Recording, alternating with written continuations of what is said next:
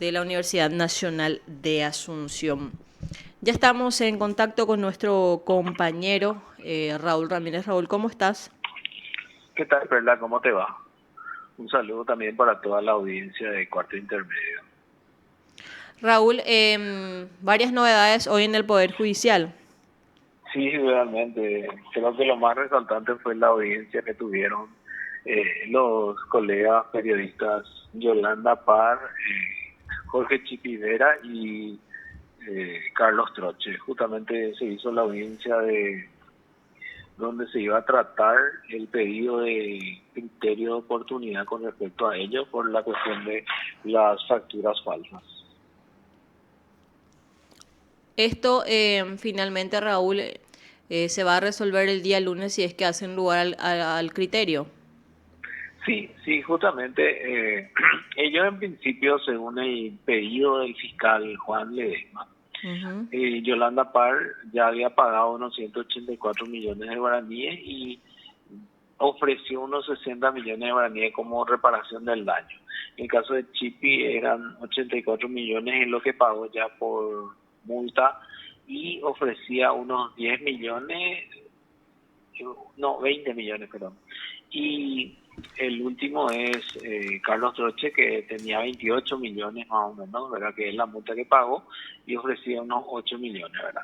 Bueno, en la audiencia, según nuestras fuentes, al final quedaron en que Yolanda iba a ofrecer como reparación del daño 80 millones, 20 millones serían por parte de Chipi, ¿verdad? Y, ¿cómo se llama? Con respecto a Carlos Troche, 10 millones de guaraníes. Lo que supimos es que aparentemente este lunes tendrían que traer una ambulancia, ¿verdad?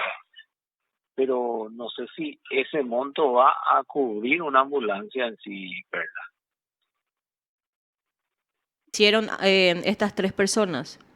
Sí, en forma conjunta, justamente. Porque, Eh, según tenía entendido, Yolanda Parr ofreció 80 millones sí, eso sí, en concepto de reparación del daño, mientras que Carlos Troche 10 millones y Jorge Chipivera 20 millones. exactamente. Pero digo nomás que lo que tenemos ahora también es que supuestamente van a comprar una ambulancia, pero digo nomás, una ambulancia sale 250 o 300 millones, claro que equipada, digo, ¿verdad? Ujú. No sé si va a alcanzar, pero es lo que dicen las fuentes. Pero sí se ha aceptado, Raúl, entonces el criterio de oportunidad solicitado por el Ministerio Público.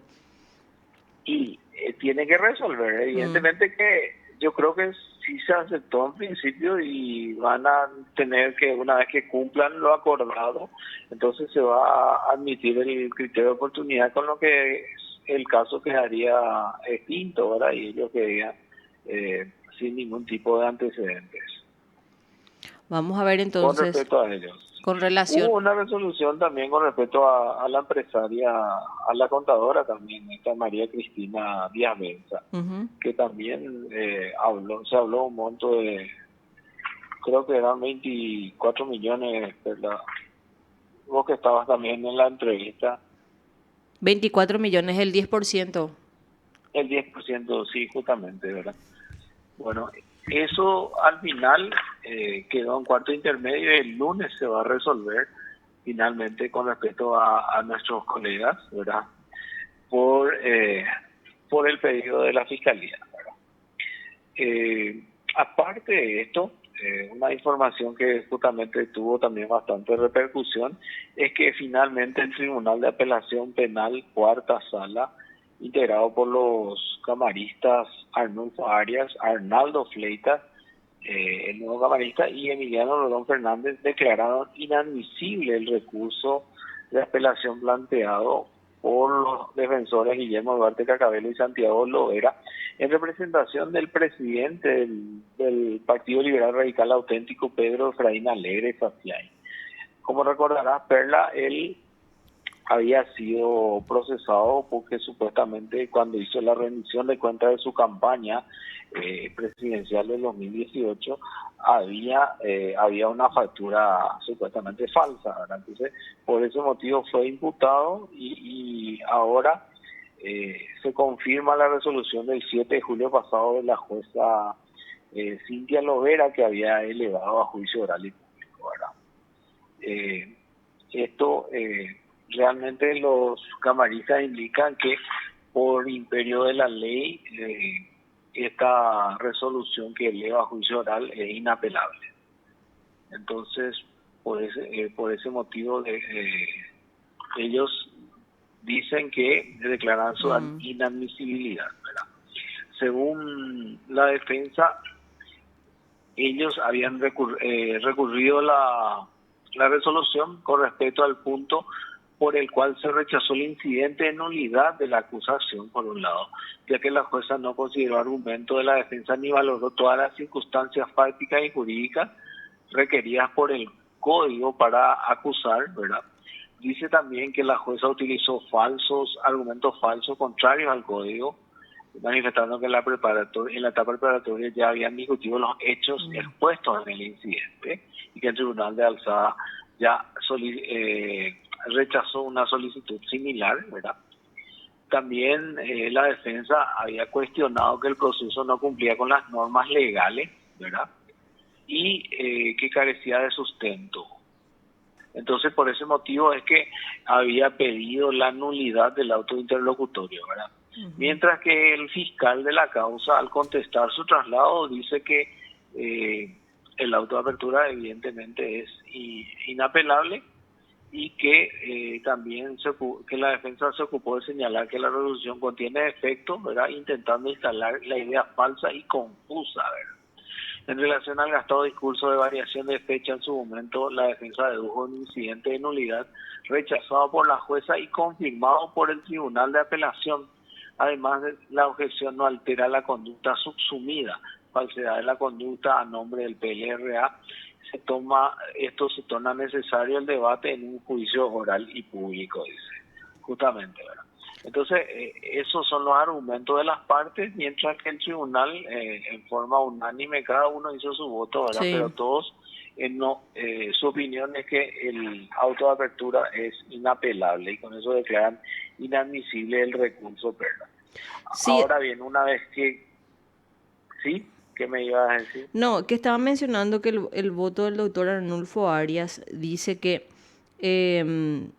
las decisiones asumidas por el juzgador en el auto de apertura a juicio también son irrecurribles porque no causan un agravio irreparable, pues dicho acto procesal no excluye el procedimiento. Se debe tener presente que superadas todas las etapas previstas para la depuración del proceso, el juicio oral y público otorga la oportunidad de volver a plantear cuestiones incidentales que deben ser resueltas por el Tribunal de Sentencia en el inicio del juicio.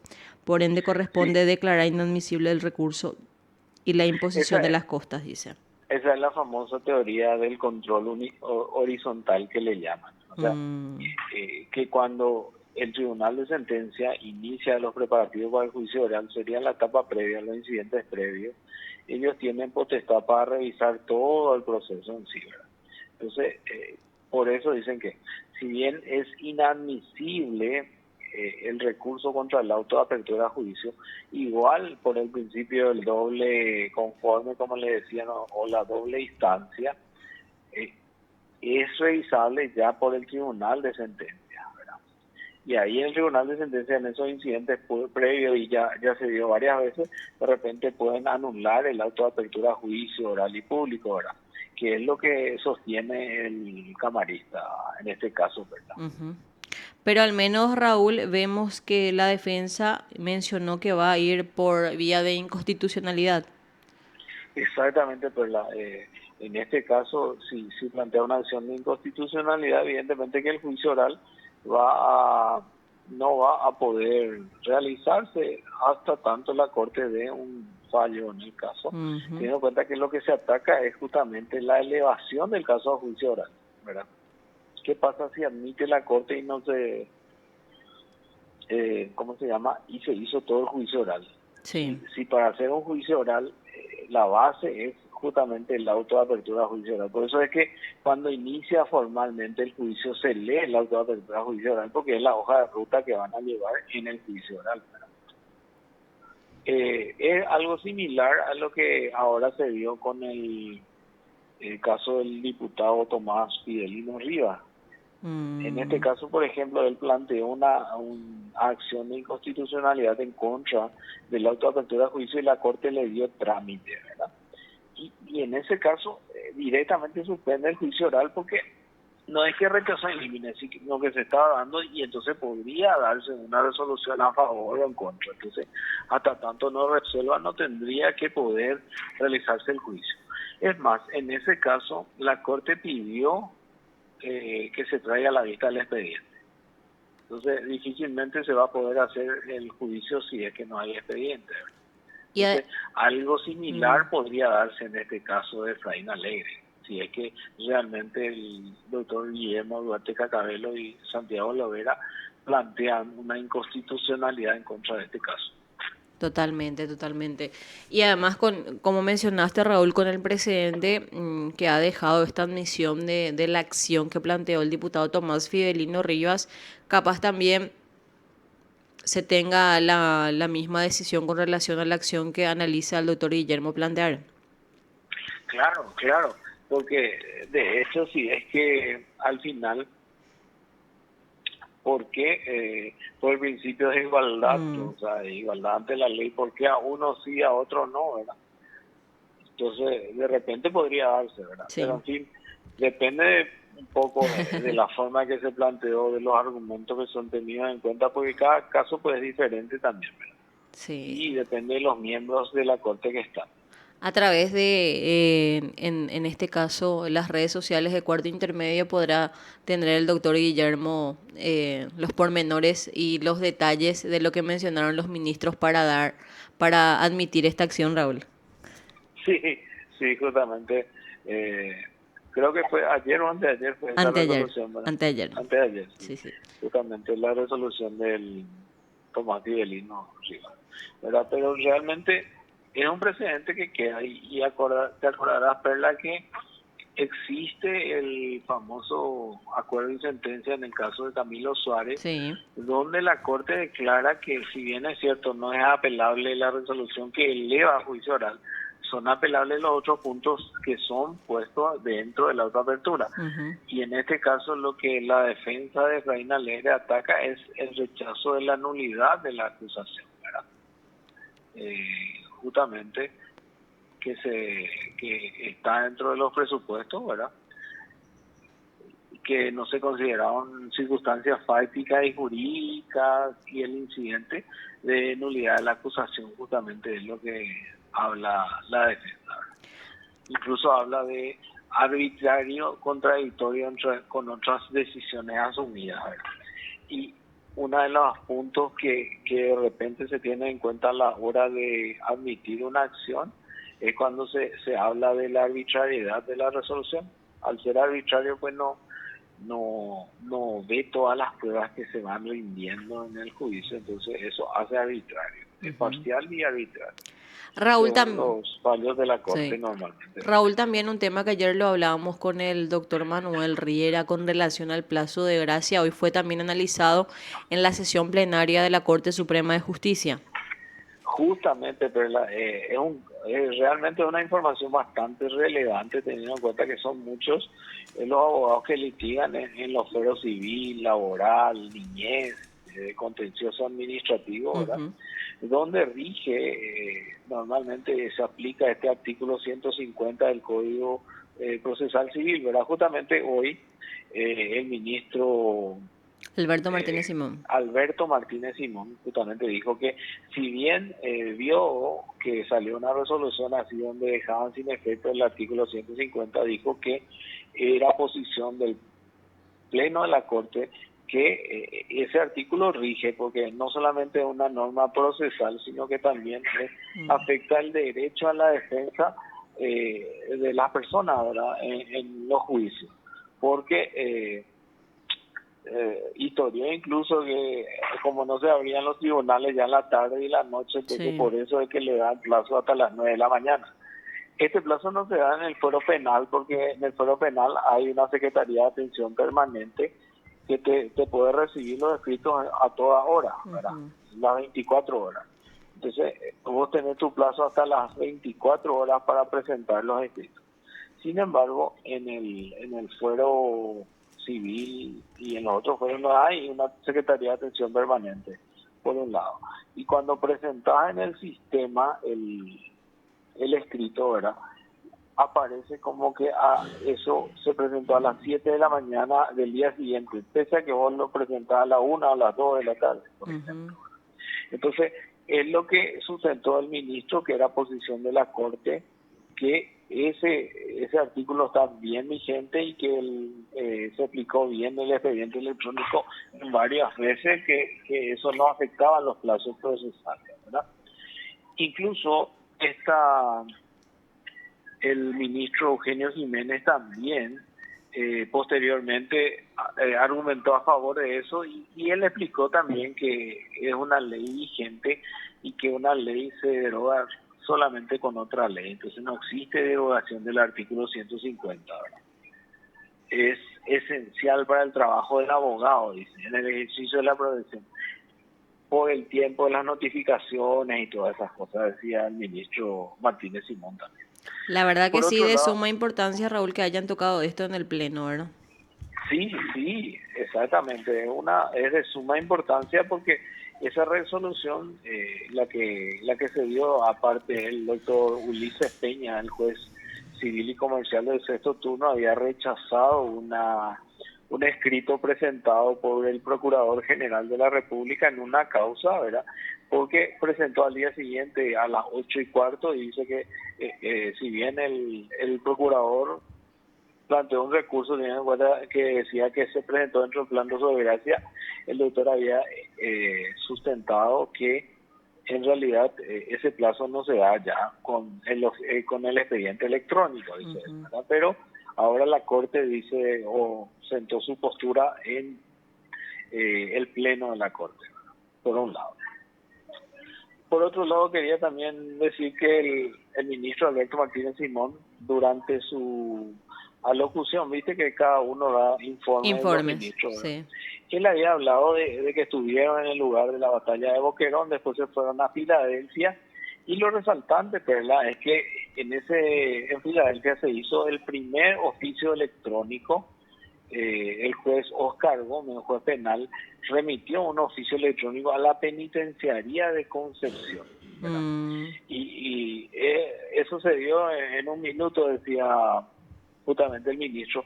Es que realmente, Perla, si estás en Filadelfia y tenés que enviar un oficio vía papel, ¿cuánto tiempo va a tardar en llegar el oficio desde Filadelfia hasta el penal de Concepción, ¿verdad? Mm. Entonces, eso es lo que resaltaba el ministro y realmente es Por ahorrar fax. bastante tiempo. Claro, claro, exactamente. Anteriormente se usaba bastante eso, o en todo caso le pedía a su colega de la zona que de alguna manera le ayude, o sea, no sé cuál es el término específico que se usa, pero cooperación o algo así a su colega de la Eh, zona. Tiene un término ¿Será que? específico, antes Sí, se sí, utilizaba bastante. sí, se usa todavía a veces. Los abogados civilistas lo usan Ujú. para comisionamiento, se llama. Comisionamiento, exactamente. Resulta que, viste que vos de Asunción querés pagar una notificación a Pedro Juan Caballero, por ejemplo, y te sale 500.000, 700.000 por ahí, dependiendo del trayecto. Vos entonces pedís comisionamiento del juez de paz, entonces vos llevas al juzgado de paz y el juzgado de paz te cobra la notificación de local, ¿verdad? De la ciudad nomás. Hasta Pedro Juan y el juzgado notifica y una vez que notifica, entonces informa nuevamente de eso al juzgado en Asunción. Entonces evitas pagar a los jueces, que es bastante dinero. Normalmente se hace cuando es muy lejos y cuando tenés varios demandados. Oficio comisivo, me dicen acá. También oficio Ah, comisivo, sí. muy bien. Nuestros oyentes Pero están ahí vos comisionás prestos. eso al juzgado de paz, Mm, por ya. lo general. Sí, pero ahora con el expediente electrónico esto se ha resuelto. Exactamente, es uno de los puntos que había resaltado la Corte. Aparte, Perla, creo que también resaltó en el Pleno de la Corte la cantidad de fiscales que fueron Sí. ratificados, ¿verdad? Entre los más conocidos está María Isabel Arnold, Elba Cáceres, que son antidrogas, ¿verdad? Después Daniel Vergara, que es de María Auxiliadora, Itapúa, Fidel Castro, de Mayor Otaño, y también el juez de Iruña, a este le designaron al doctor Oscar Rubén Mereles Rivero, ¿verdad? Juez civil y comercial de Iruña. Ujú. Y también un juez electoral de la capital, a la doctora Rosa Marín Ferreira.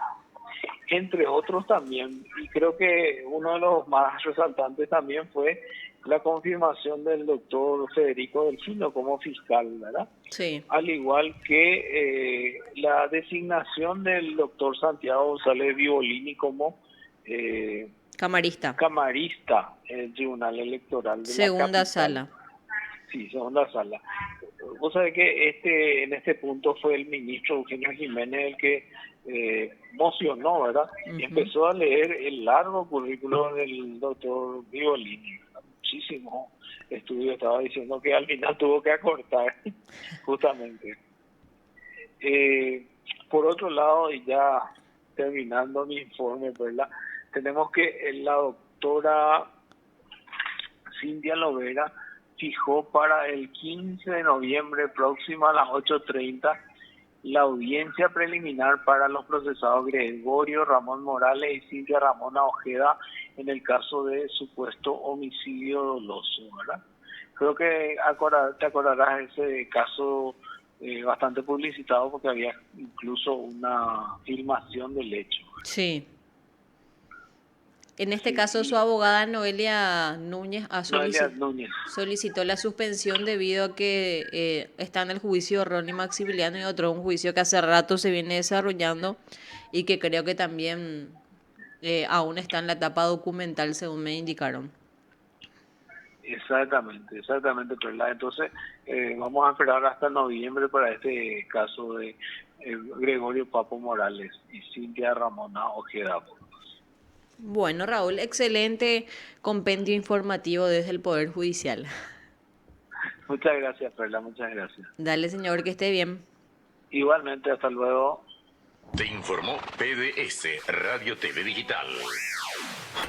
Raúl Ramírez desde el Poder Judicial y es así una serie de fiscales. Creo que en el transcurso de las sesiones del Pleno van a ir siendo, son edictos que tienen relación a fiscales lo que van a ser tratados en su mayoría, inclusive la Fiscalía Adjunta, que en su momento lo tenía el doctor Ricardo Merlo y por el cual hay muchísima gente interesada y que está pugnando por este cargo de fiscal adjunto. Uno de ellos es, y por el cual ya se ha realizado el examen respectivo y que también se debe elaborar la terna del consejo, en el Consejo de la Magistratura, es el edicto 612